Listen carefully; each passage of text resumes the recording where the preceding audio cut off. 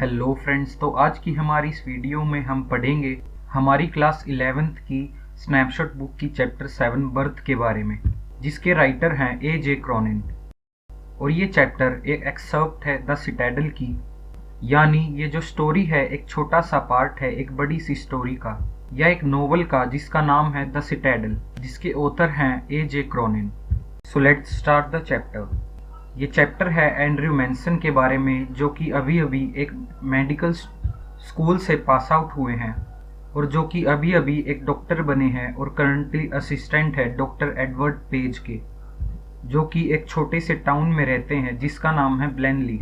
उस इवनिंग को वो क्रिस्टीन के साथ थे और उसी वक्त वो क्रिस्टीन के साथ अपने घर वापस लौट रहे हैं।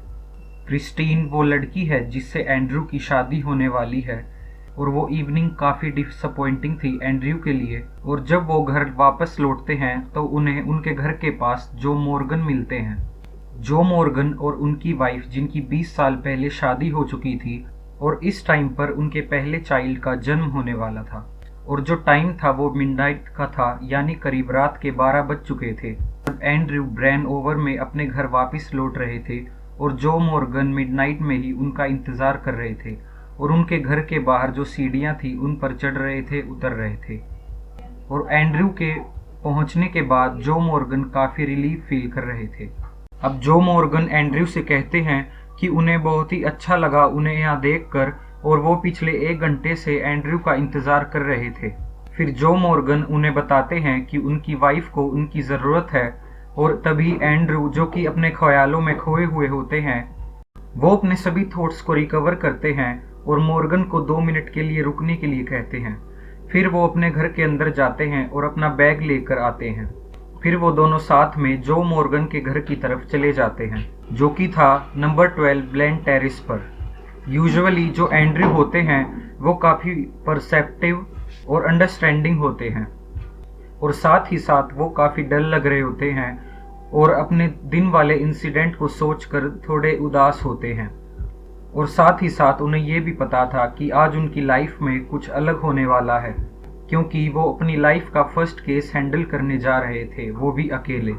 तो अब जो और एंड्रयू नंबर 12 पर पहुंचते हैं, जो कि जो का घर था। फिर जोए एंड्रयू से कहते हैं कि वो अंदर नहीं आएंगे और उन्हें पता है कि एंड्रयू सब कुछ अच्छे से संभाल लेंगे। तो एंड्रयू जब घर के अंदर जाते हैं तो वहाँ पर एक नैरो सा स्टेयरकेस होता है, जिसके बाद एक रूम होता है जो कि बहुत ही शांत और फुली फर्निश्ड होता है और वहाँ पर लाइट के लिए सिर्फ एक ऑयल लैंप जल रहा था। बेडरूम के अंदर सुजैन मॉर्गन की मदर थी, जो कि काफ़ी टॉल थी और उनके हेयर ग्रे हो चुके थे और उनकी एज करीबन 70 के आसपास थी। और वहाँ पर एक मिडवाइफ भी मौजूद थी। Midwife means the lady who assist during the birth of a child. Suzanne की मदर एंड्रयू के एक्सप्रेशंस को बहुत ही गौर से देख रही थी जब वो रूम के अंदर एंटर कर रहे थे। और जैसे ही एंड्रयू अंदर आते हैं वो उनसे कहती है कि वो उनके लिए एक चाय का कप बना देगी। वहाँ पर जो सुजैन की मदर थी वो काफ़ी वाइज थी और एक्सपीरियंस थी। उन्हें एंड्रयू को देखकर लग रहा था कि एंड्रयू वहाँ से भाग जाएंगे, ये कहकर कि वो थोड़ी देर में आ रहे हैं। तभी एंड्रयू कहते हैं कि आप डरिए मत, मैं कहीं नहीं भागूंगा। उसके बाद एंड्रयू स्टेयरकेस से नीचे जाते हैं और वहाँ पर चाय पीते हैं। एंड्रयू काफ़ी नर्वस होते हैं और उन्हें पता होता है कि ये केस काफ़ी सेंसिबल है और इस केस को उन्हें अच्छे से हैंडल करना होगा, क्योंकि ये केस काफ़ी सेंसिटिव है और इस केस में उनकी पूरी अटेंशन की ज़रूरत होगी। तो वो डिसाइड करते हैं कि वो पूरा टाइम वहीं पर रहेंगे।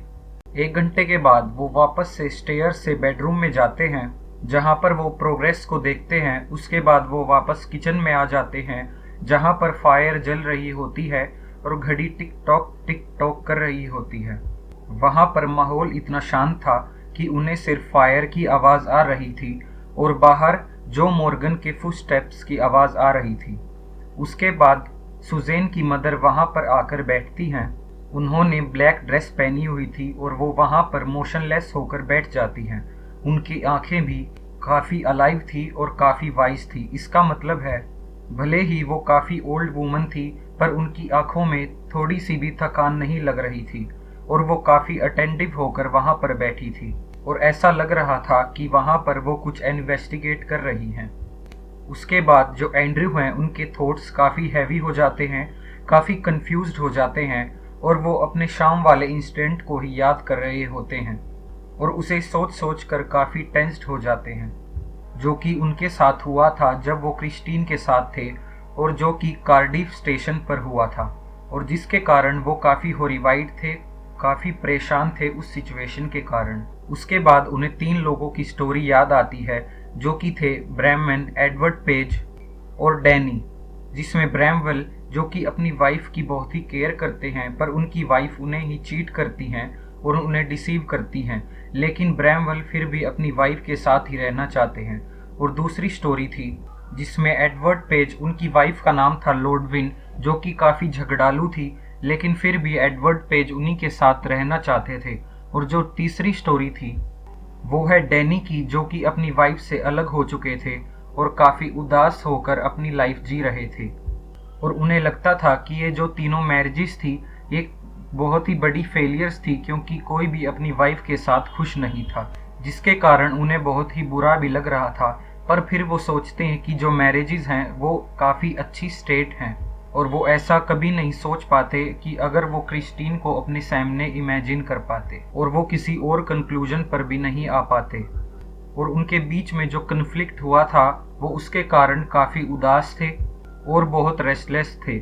और ये सब चीज़ें सोचते हुए वो अपना मुंह नीचे कर कर और अपनी लेग्स को स्ट्रेच कर कर फायर को देखते हैं और वो वहाँ पर बहुत ही देर ऐसे ही बैठे रहते हैं और उनके जो थॉट्स थे वो पूरी तरह से क्रिस्टीन से ही भरे हुए थे। तभी सुजैन की मदर एंड्रयू से कहती हैं कि वो सुजैन को क्लोरोफॉर्म ना दे, क्योंकि उन्हें लगता है कि क्लोरोफॉर्म देने से उनका जो चाइल्ड है उन्हें हार्म हो सकता है।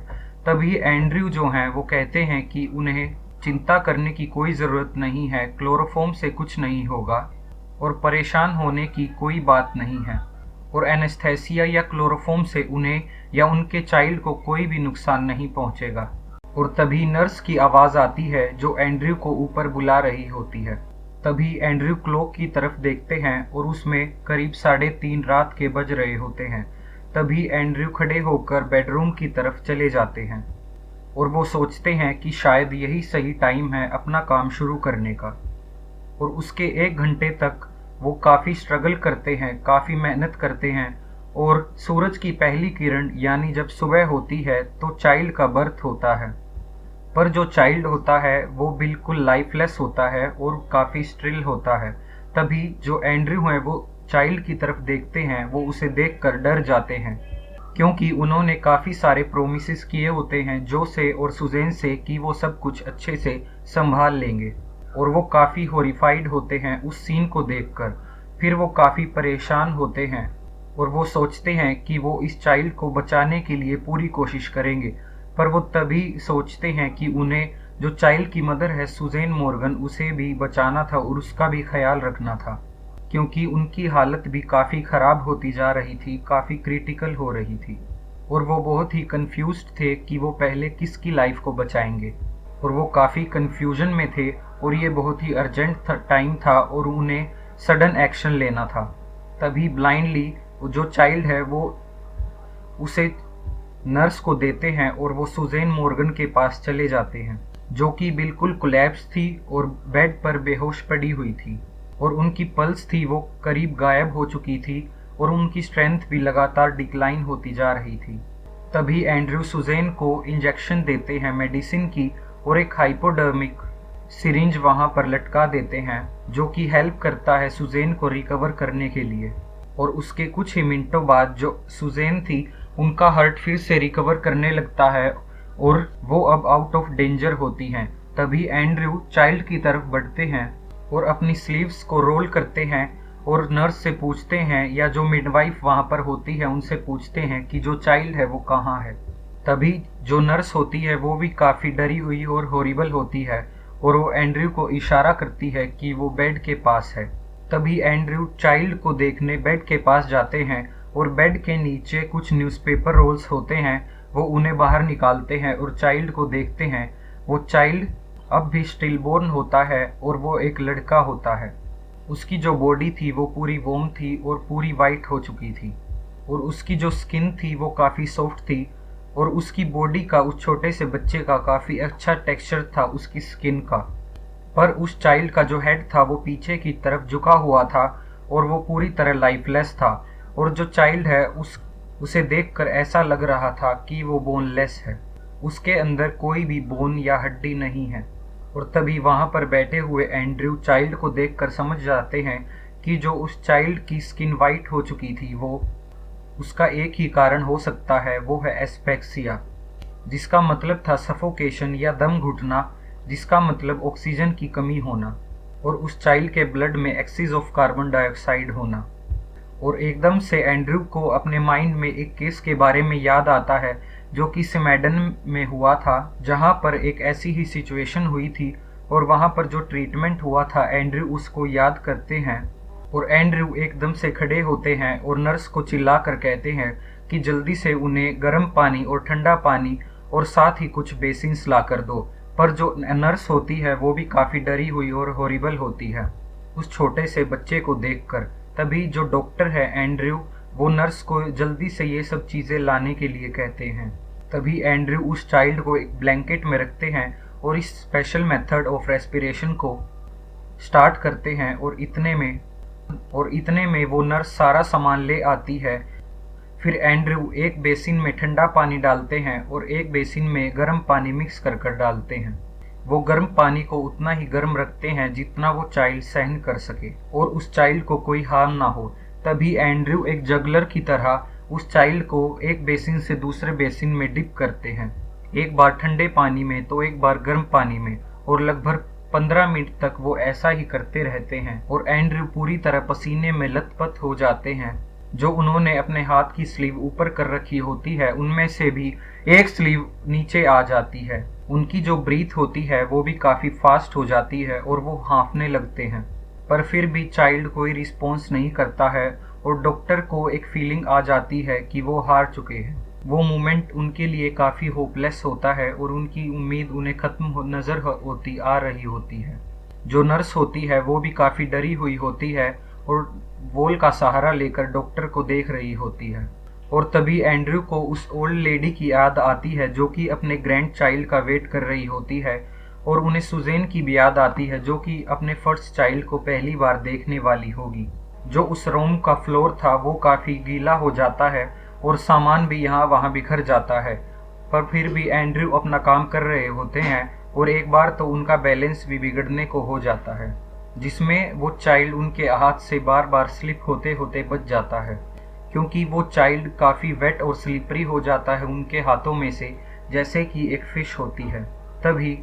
तभी जो नर्स होती है वो एंड्रयू को कहती है कि अब हम कुछ नहीं कर सकते, जो चाइल्ड है वो अभी भी स्टिल बोर्न है। पर एंड्रयू उनकी बात पर बिना ध्यान दिए अपना काम लगभग आधे घंटे तक करते रहते हैं। उनके फेस पर कोई भी एक्सप्रेशन नहीं होता, पर फिर भी वो ट्राई करते रहते हैं। वो चाइल्ड को एक सॉफ्ट टॉवल में रखते हैं और चाइल्ड की चेस्ट को धीरे धीरे दबाते हैं अपने दोनों हाथों से, ताकि वो चाइल्ड ब्रीथ कर सके।